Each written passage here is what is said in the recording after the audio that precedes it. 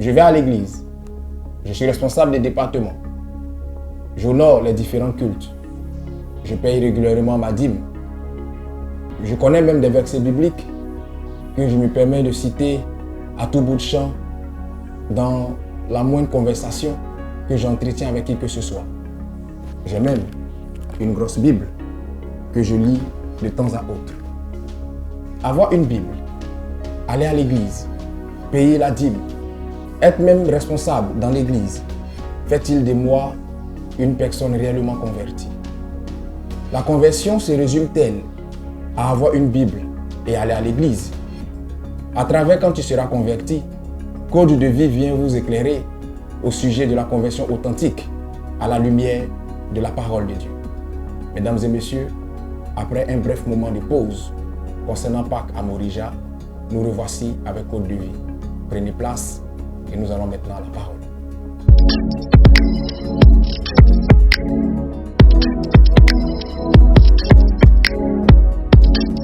Jean chapitre 1er, versets 9 à 13. La Bible déclare ce qui suit. Cette lumière était la véritable lumière, qui en venant dans le monde, éclaire tout homme. Elle était dans le monde, et le monde a été fait par elle, et le monde ne l'a point connue. Elle est venue chez les siens, et les siens ne l'ont point reçue. Mais à tous ceux qui l'ont reçue, à ceux qui croient en son nom, elle a donné le pouvoir de devenir enfants de Dieu, lesquels sont nés, non du sang, ni de la volonté de la chair, ni de la volonté de l'homme, mais de Dieu. Amen. Vous savez, lorsque vous lisez ce passage-là renferme beaucoup de vérité. Ce passage, je dirais même, renferme un pouvoir. Et ce passage est l'essence de toute conversion, est l'essence même du christianisme. La Bible déclare que à ceux qui l'ont reçu, à ceux qui ont cru en elle, cette lumière qui est identifiable en Jésus-Christ de Nazareth a donné le pouvoir à ces personnes d'être enfants de Dieu. Être un enfant de Dieu n'est pas un simple titre. Être un enfant de Dieu n'est pas une simple appellation. Être un enfant de Dieu n'est pas quelque chose de banal. Être un enfant de Dieu est un pouvoir. Malheureusement, bon nombre de chrétiens, bon nombre de chrétiennes, dans leur ignorance due à leur incrédulité, n'ont pas conscience de cette vérité, n'ont pas conscience de cette puissance, n'ont pas conscience de ce pouvoir qu'ils détiennent par le biais de leur acceptation du Seigneur Jésus-Christ, je dirais, par le biais de leur conversion sincère. Celui qui accepte le Seigneur d'un cœur et d'une âme sincère ne le fait pas selon la chair. En d'autres termes, la conversion n'est pas l'émanation d'un désir charnel ou d'une volonté humaine ou d'une volonté sanguine. La conversion est l'émanation d'abord d'une grâce et d'une volonté divine. C'est en cela que je me plais à dire, ce ne sont pas nous, ou ce n'est pas nous qui acceptons le Seigneur à la base, mais c'est le Seigneur qui nous accepte. Et lorsque le Seigneur nous accepte, nous maintenant, en retour, nous prenons la décision de le recevoir comme Seigneur et Sauveur personnel. C'est en cela que la Bible déclare, nul ne vient au Père sans que le Père ne l'attire. Donc, on ne vient pas en Christ parce qu'on a voulu venir. On vient en Christ parce qu'on a été choisi et qu'on en a reçu la grâce du Père. C'est en cela que la décision de l'accepter suit maintenant. Alléluia. Et donc, avant d'aller plus loin dans mon message, j'aimerais éclaircir un certain nombre de points. Dans le passage que nous venons de lire, la Bible déclare à tous ceux qui l'ont accepté, à ceux qui l'ont reçu, à ceux qui ont cru en elle, elle a donné le pouvoir de devenir enfants de Dieu. De manière générale, l'on a tendance à dire que nous sommes tous enfants de Dieu.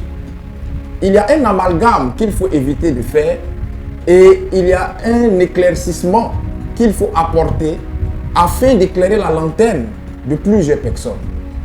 En vérité, nous ne sommes pas tous enfants de Dieu. Nous sommes tous créatures de Dieu. Et créature de Dieu, celui qui a reçu la vie venant de Dieu, celui qui a été créé par Dieu. Mais nous devenons enfants de Dieu dès l'instant où nous acceptons le Seigneur Jésus-Christ comme Seigneur et Sauveur personnel. Selon que la Bible dit en Jean le chapitre 1er, du verset 9 à 13 que nous venons de lire. Donc, tout le monde est créature de Dieu, mais tout le monde n'est pas enfant de Dieu. On est créature de Dieu et on devient enfant de Dieu par le biais de la conversion, qui est le passage d'un état à un autre, qui est un changement de vie, qui est un état de vie, qui est un esprit qu'il faut adopter en toutes choses. Mais nous irons plus loin dans notre message afin de développer le concept de la conversion. Donc, il y a une nuance entre la créature de Dieu et l'enfant de Dieu. Secondo, nous sommes enfants de Dieu, mais nous ne sommes pas tous fils ou filles de Dieu. Parce que beaucoup sont enfants de Dieu, mais peu sont des fils ou des filles de Dieu.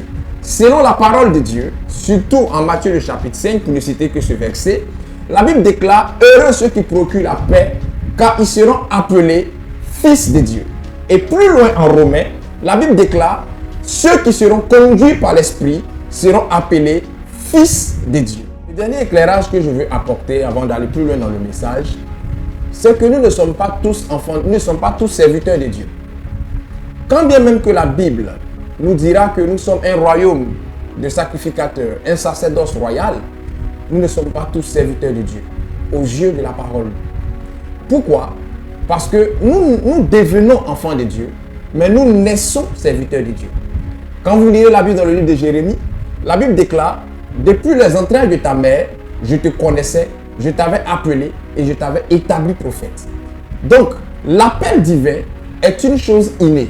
Quand bien même que celui qui aura l'appel aura à marcher loin de Dieu à un moment de sa vie, un temps viendra où Dieu créera des circonstances de conversion pour que cette personne accède à la conversion, à un changement de vie, afin de pouvoir prendre conscience de son appel et commencer à l'exercer. Et donc, pour résumer, nous sommes tous créatures de Dieu. Nous devenons enfants de Dieu par la conversion. Nous sommes appelés fils ou filles de Dieu parce que nous sommes capables de procurer la paix et de nous laisser conduire par le Saint-Esprit. Et nous ne sommes pas tous serviteurs de Dieu, mais nous naissons serviteurs de Dieu. Dans l'église aujourd'hui, il y a beaucoup de nés spirituels. Des gens qui sont enfants de Dieu depuis 25 ans, qui sont enfants de Dieu depuis 40 ans, qui sont enfants de Dieu depuis 50 ans. Mais quel est cet enfant qui ne devient pas un fils? Quel est cet enfant qui ne connaît aucune croissance? C'est le nanisme spirituel que vous pratiquez dans l'église. À un moment, il faut être enfant et à un moment, il faut passer de votre titre d'enfant ou de votre état d'enfant à un état de fils. Parce que Dieu veut que vous puissiez connaître une croissance. Et cela doit se déterminer par votre connaissance biblique, par votre connaissance du Seigneur, par votre connaissance du diable, par votre connaissance de vous-même, par votre connaissance des choses spirituelles. C'est la connaissance du Dieu que tu pries, la connaissance de sa parole, la connaissance de ta personne en tant qu'entité qui t'emmènera à passer d'un état de fils, d'un état d'enfant du moins, à un état de fils. Car la Bible déclare dans le livre de Galates 4, le verset 1er, « Or, aussi longtemps qu'un héritier demeure enfant, il ne diffère en rien d'un esclave, quand bien même qu'il sera maître de tout. » Cela revient à dire que votre statut d'enfant indéfini ne vous arrangera pas. Votre posture d'enfant de Dieu, de manière éternelle, ne vous arrangera pas.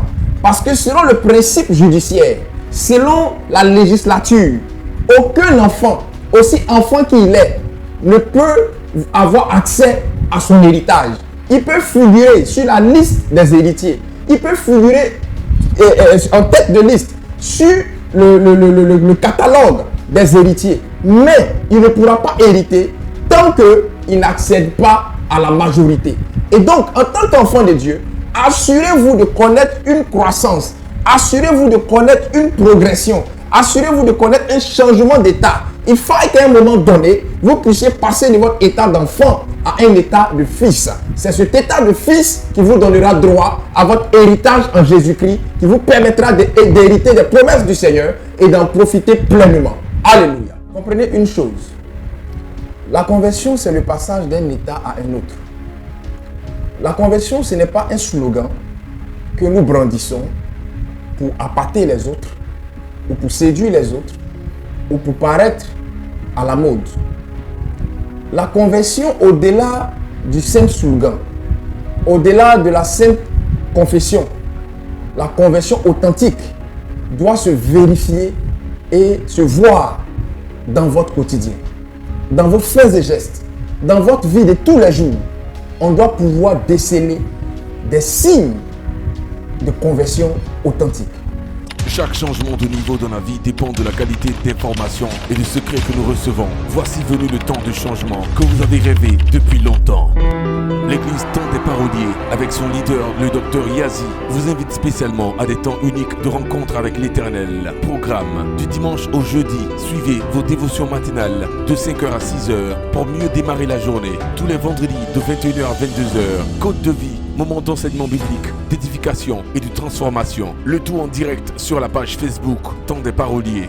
Pour toutes vos retraites spirituelles, l'église Temps des Paroliers organise en présentiel des retraites spirituelles dans son camp dénommé Morija, sur un site paradisiaque à Atingué, à 11 km d'Abidjan, pour des temps de prière, de prophétie, de miracles, de délivrance et de déblocage de tout type. Plus d'informations 07 04 25 22 95, 07 05 82 22 34, 01 43 45 00 40. Dieu est bon en tout temps. Quand même que vous vivrez avec vos défauts et que vous ferez l'effort de les améliorer, car nul ne vit sans défaut, cela ne doit pas vous empêcher de laisser entrevoir de manière spontanée en vous des signes flagrants de conversion authentique. Pardonnez-moi de vous choquer, mais le fait d'aller à l'église tous les jours, le fait de payer sa dîme régulièrement, le fait d'être même un intime du pasteur, le fait de pouvoir avoir un poste de responsabilité dans l'église ne fait pas de nous des personnes converties de façon authentique. J'irai même plus loin pour dire, le fait même de servir le Seigneur ne fait pas de nous des personnes converties de manière véritable. Parce qu'il arrive parfois que certains enfants de Dieu ne se sentent pas concernés par certains messages. Parce qu'on estime que ce message-là n'est pas à moi. Parce que j'ai dépassé déjà ce cap. Je vais déjà à l'église. J'ai déjà ma Bible. Je jeûne. Je paye ma dîme régulièrement. Et je connais même chez le pasteur. Je suis même son fils ou sa fille spirituelle préférée. Et donc, j'estime que je suis trop converti.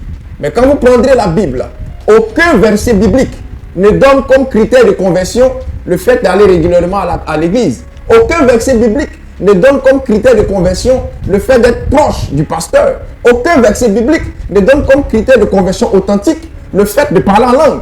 La Bible nous dit bien autre chose en rapport avec la conversion authentique qui ne prend pas en compte ce que vous allez brandir comme signe apparent pour parfois vous-même vous séduire et vous faire croire que vous êtes réellement converti.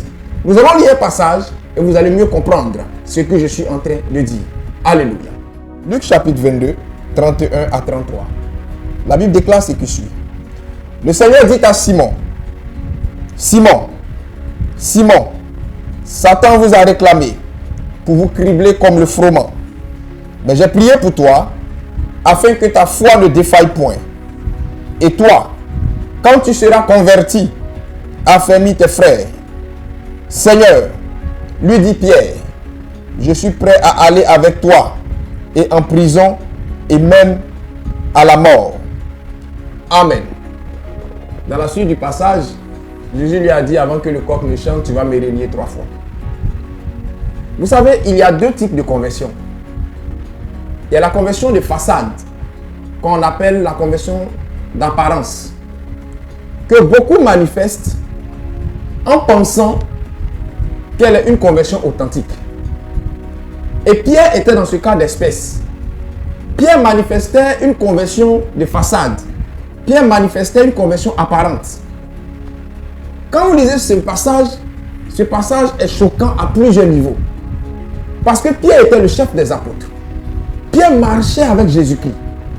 Pierre était celui-là qui faisait partie du cercle restreint du Seigneur. Parce que Jésus-Christ, il y avait des catégories de personnes autour de lui. Il y avait la foule, il y avait les 12, il y avait les 9, il y avait les 3 et il y avait Jean. C'est-à-dire qu'il y avait pratiquement 5 types de personnes avec lesquelles Jésus marchait.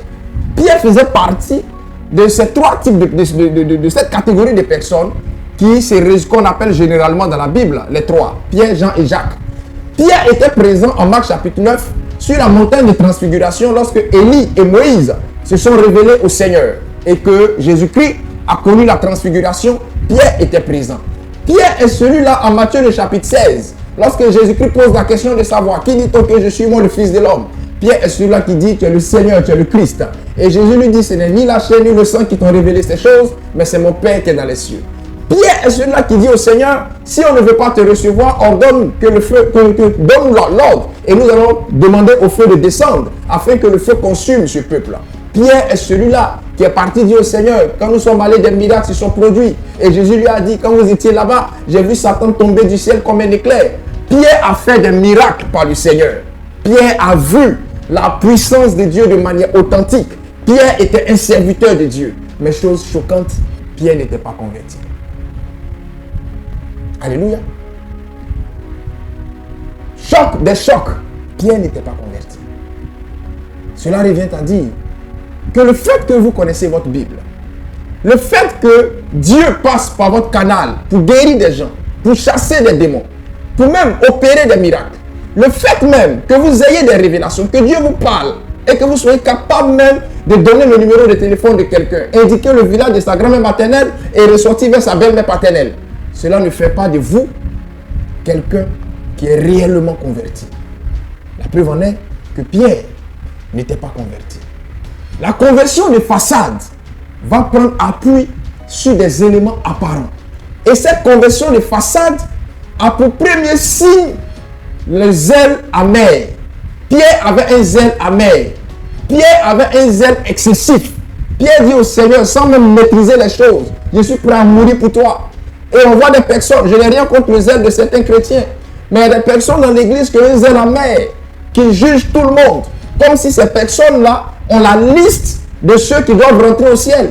Parce que c'est toi qui connais qui peut aller au ciel et qui ne peut pas aller. C'est toi qui sais qui sera sauvé. C'est toi qui sais qui vit dans le péché. C'est toi qui sais qui est agréable à Dieu et qui n'est pas agréable à Dieu. Parce que tu te donnes l'illusion de la conversion. La Bible déclare, ils ont l'apparence de la piété, mais ils oublient ce qu'en font les principes. Ceux qui connaissent la conversion de façade, ce sont des gens qui sont beaucoup trompeurs. Parce que leur apparence, leur attitude apparente est une attitude sournoise, est une attitude hypocrite qui fait croire à tout le monde qu'ils sont convertis de manière authentique. Mais en vérité, quand vous allez rentrer dans l'intimité de ces personnes, quand vous allez rentrer dans la profondeur de la vie de ces personnes, vous verrez que ces personnes sont loin d'être converties, sont loin d'aimer le Seigneur, sont loin d'aimer les semblables. Ce sont des personnes qui sont foncièrement méchantes, qui sont mauvaises, qui sont hypocrites, qui sont sournoises, qui n'aiment pas partager, qui sont rancuniers à souhait, qui sont des méchants potentés et confirmés. Pourquoi? Parce que la conversion authentique n'a pas encore eu droit de citer dans la vie de ces personnes-là. Et beaucoup d'enfants de Dieu sont des tombeaux blanchis, blancs à l'extérieur, mais impurs à l'intérieur. Gloire à Dieu. Donc, cette conversion de façade-là détruit la vie de beaucoup d'enfants de Dieu, détruit la vie de l'Église.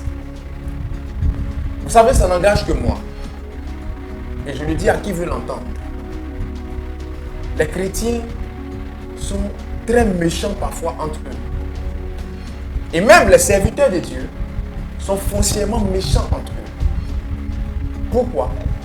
Parce que la conversion authentique, beaucoup dans le rang des chrétiens, beaucoup dans le rang des serviteurs de Dieu, ne l'ont pas encore connue en vérité. Si nous disons que nous sommes convertis et que notre conversion est de façade, il y a une chose que nous aurons du mal à manifester, c'est l'amour sincère et véritable pour notre prochain. Lorsque vous regardez des églises, parfois on fait des groupuscules pour calomnier un tel, on fait des groupuscules pour attaquer un tel, on fait des conglomérats de pasteurs pour attaquer un tel. Mais la Bible ne dit-elle pas, lorsque tu vois ton frère en erreur, appelle-le en secret et réprimande-le. Mais aujourd'hui, dans l'église de Dieu, l'église est la seule armée qui tire sur ses généraux. Aujourd'hui, dans la maison du Seigneur, lorsque tu commets l'erreur de succomber à la moindre tentation, plutôt que de t'aider à te relever, les chrétiens sont ceux-là qui vont davantage t'achever en te rouant de coups, de jugement et en te rappelant toujours ton tort. Quand bien même que tu auras fait ton repenti et que tu auras demandé pardon au Seigneur, ils te rappelleront toujours que tu as été celui-là qui, à un moment donné, a succombé à une tentation. La preuve en est que lorsque nous parlons aujourd'hui dans l'église, lorsque nous parlons de Pierre, le premier réflexe que le chrétien a, c'est que Pierre a renié Jésus-Christ 3 fois. On ne dira jamais de Pierre qu'il a été le chef des apôtres. Ça viendra après. Parce que l'enfant de Dieu, qui a cette conversion de façade, est foncièrement rancunier. Il oublie rarement les défauts et les défaillances des autres parce qu'il préfère s'en servir afin de brimer, de blâmer et de mortifier ces personnes-là. Alléluia. Après la conversion de façade ou la conversion apparente, le deuxième type de conversion, c'est la conversion sincère, la conversion véritable, la conversion authentique. Nous allons lire 1 Jean le chapitre 4, à partir du verset 7. La Bible déclare: Bien-aimés, aimons-nous les uns les autres, car l'amour est de Dieu. Et quiconque aime est né de Dieu et connaît Dieu. Je n'en ai pas à part. La connaissance de Dieu n'est pas maîtriser des mystères spirituels. La connaissance de Dieu à la base, ce n'est pas être capable de donner une révélation avec un nom et un numéro de téléphone.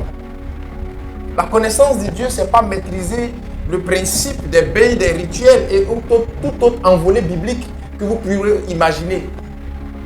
La connaissance de Dieu, selon ce verset, consiste premièrement à aimer son semblable et à aimer le Seigneur. Je dirais à aimer le Seigneur, à aimer Dieu et à aimer son semblable. Et cet amour-là ne doit pas être un amour de façade. Nous venons à peine de célébrer Pâques. Pâques est cette seule situation où un homme a dit je t'aime au monde sans le dire, mais en posant une action très forte qui était de se sacrifier pour l'humanité. Au-delà de la confession, au-delà du verbal, l'amour est démonstratif. L'amour est dans la preuve. Et l'amour est dans l'épreuve.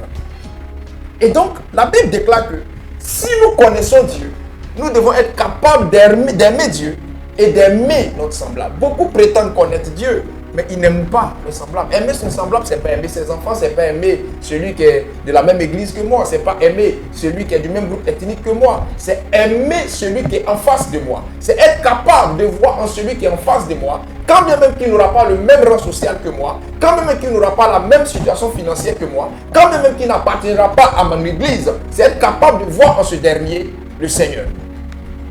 Aujourd'hui, dans l'église, on s'aime parce qu'on appartient à la même communauté. Une fois que tu n'es pas de ma communauté, je ne t'aime pas. Pardonnez-moi de le dire.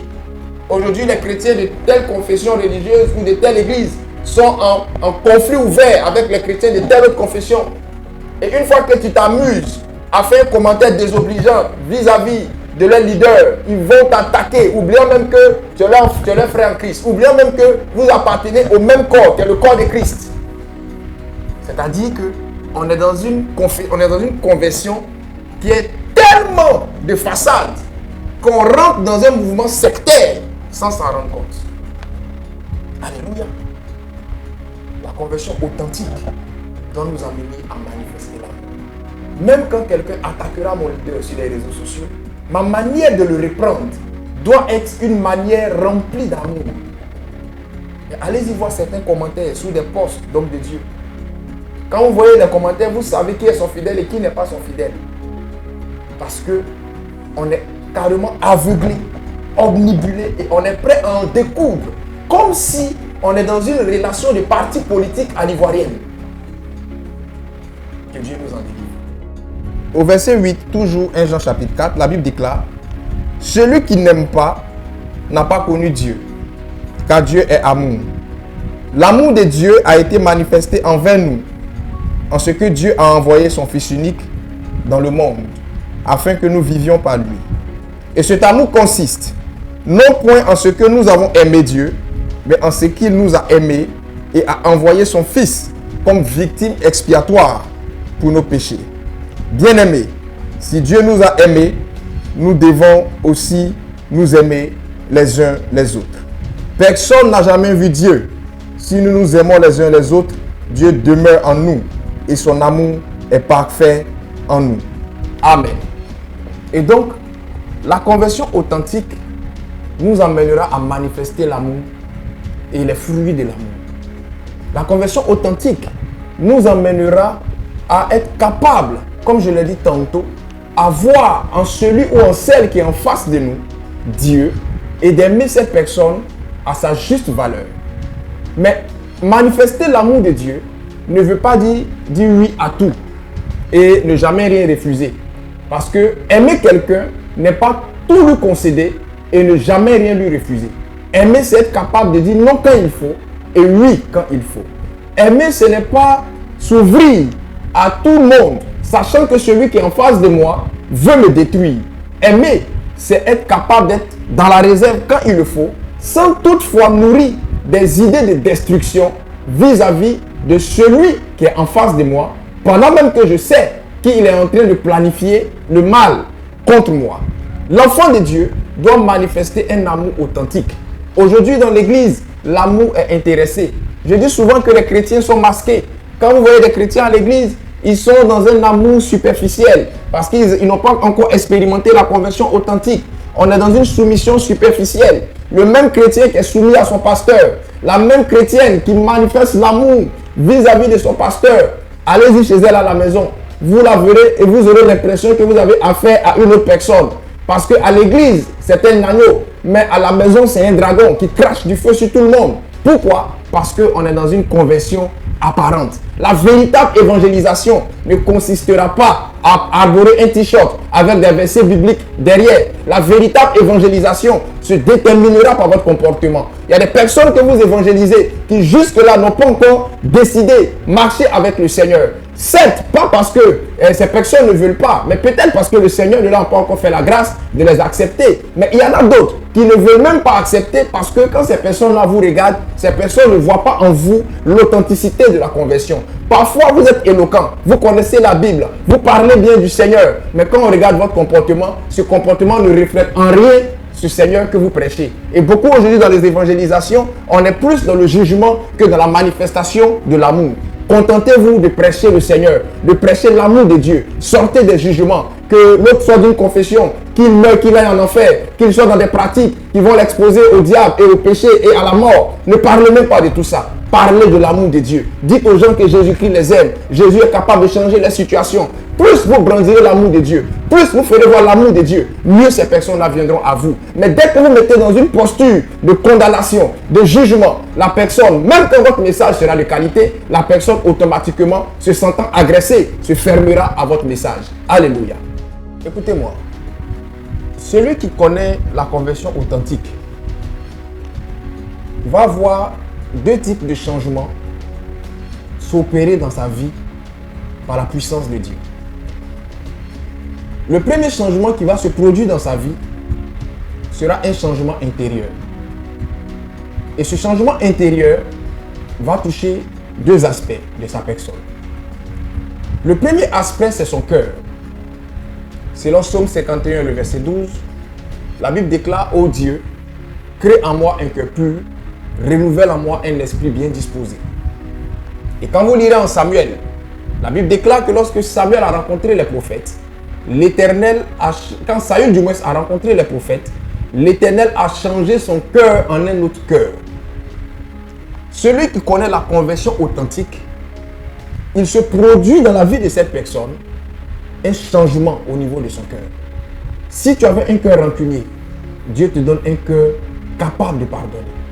Si tu avais un cœur très coléreux, capable de s'enflammer à la moindre situation, Dieu te donne un cœur très calme. Si tu avais un cœur de pierre, Dieu te donne un cœur compatissant.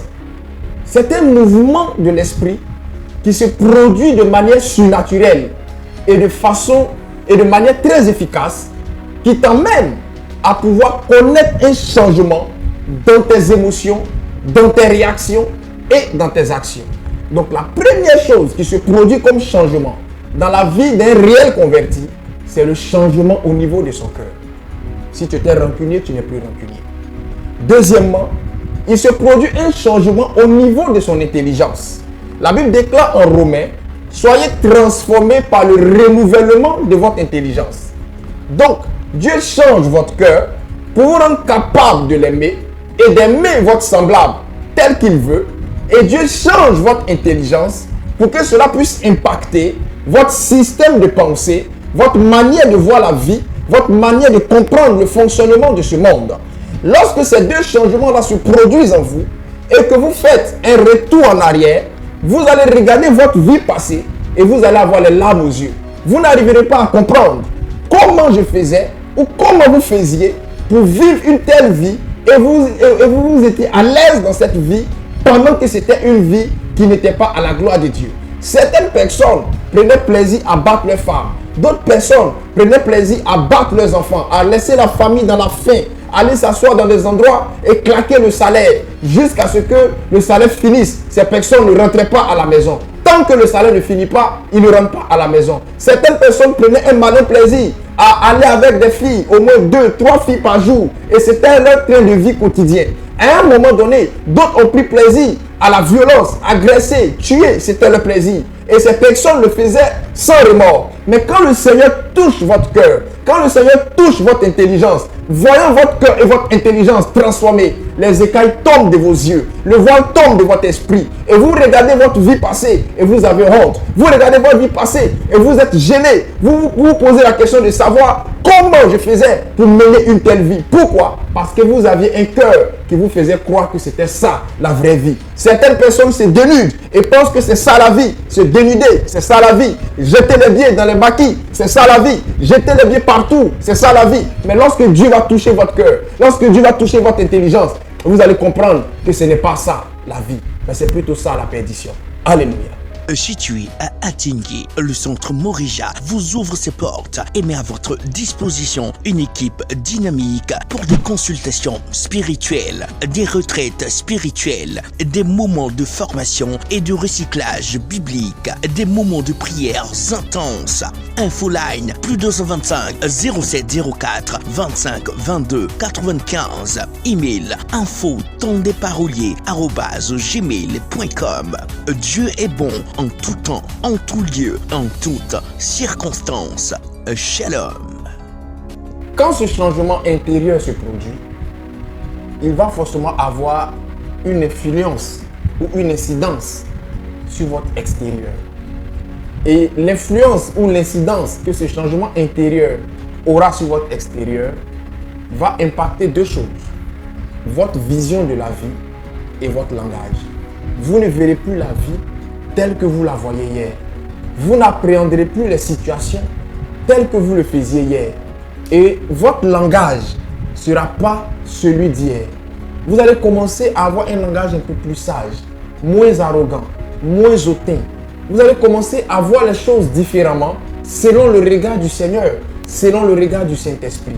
Vous verrez les choses de manière plus mature, de manière plus claire, parce que le voile aura été ôté de votre esprit.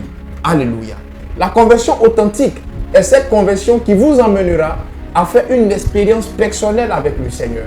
Vous savez, beaucoup viennent au Seigneur, mais ces personnes-là ne durent pas dans le Seigneur parce que ces personnes n'ont pas une expérience personnelle avec Dieu. Ce qui vous permettra d'avoir une conversion de longue durée, d'avoir une vie chrétienne qui va s'étendre sur la durée, c'est la capacité que vous aurez eue ou la grâce que vous aurez eue de faire une expérience personnelle ou de vivre une expérience personnelle avec Dieu.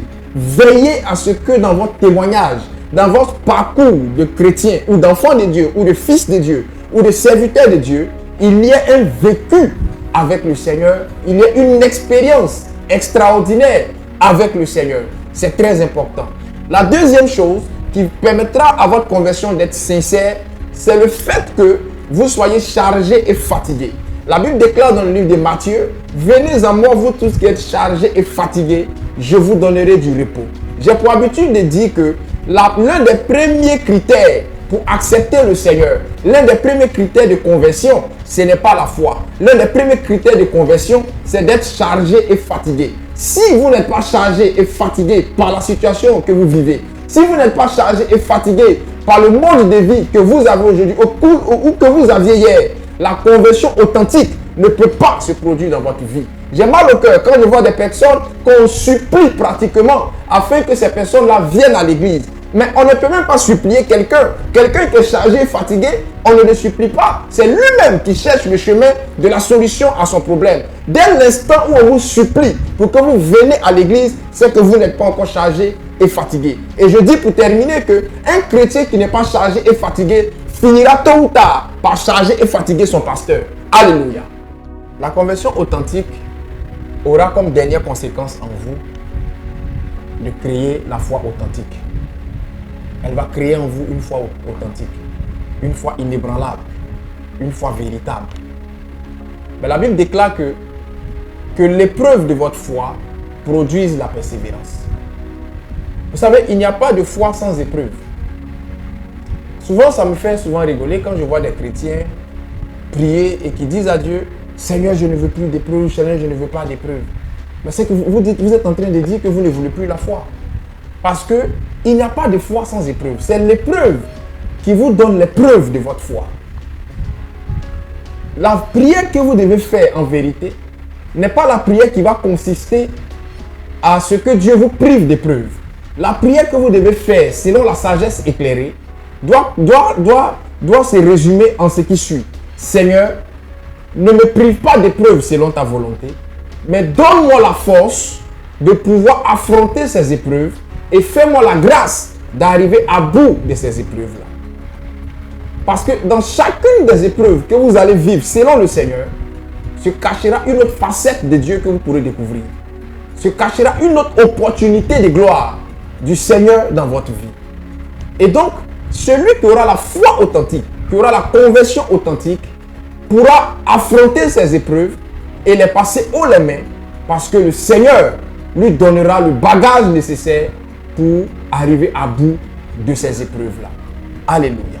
Chacun de vous a certainement déjà confessé ou cru en son fond intérieur qu'il était déjà converti. Chacune de vous a certainement déjà pensé qu'elle était déjà convertie. Et même quand vous avez vu ce thème, vous vous êtes peut-être dit, ça ne me concerne pas parce que je suis converti depuis des lustres. Après avoir écouté cet enseignement, à la lumière des Saintes Écritures, au vu de ce que la Bible vient de nous dire, je me permets de vous poser la question suivante. Êtes-vous réellement converti ou êtes-vous sur le chemin de la conversion réelle? Quelle que soit la réponse à cette question, je prie que Dieu vous aide à accéder à la conversion authentique, à la conversion selon les désirs de son cœur, afin d'avoir une vie chrétienne, une marche chrétienne, je dirais une vie spirituelle de qualité, une vie spirituelle caractérisée par la longévité. Que le Seigneur vous bénisse et que sa grâce soit sur vous. Shalom, chérie.